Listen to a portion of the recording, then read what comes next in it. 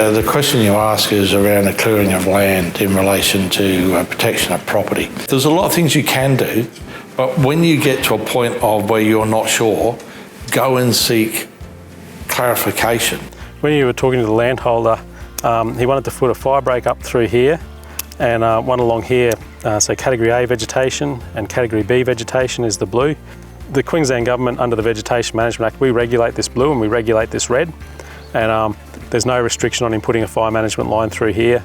The person who's on the land, who's managing the land, needs to take responsibility for managing the bushfire risk on the land as well. Landholders can build fire management lines, so like the one we see behind us. Fire management line is a constructed line up to 10 metres wide that you can put on your property. We encourage you to talk to the local fire warden about the best placement of those. It's good to have a straight, well-maintained line where you know you can get to water, you know you can get away from fires, you know you can access fires. 9 times out of 10, near the fire management lines, there are lower amounts of fuel loads.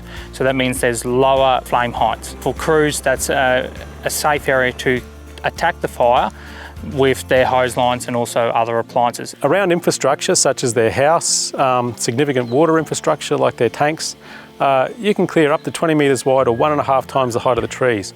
So you can see the trees here are over 20 metres tall, which means that you could construct a break around that infrastructure of at least 30 metres. We have rural fire brigades throughout Queensland that are there to support you as the property owner to conduct hazard reduction burns. But basically, if it's beyond 2 by 2 metres, so beyond 1 metre in any direction, 2 metre in diameter, you're going to need a permit. It doesn't cost you anything, and the way you do it is you apply to your local fire warden. There's a fire warden finder, so we've got a couple of thousand fire wardens across the state.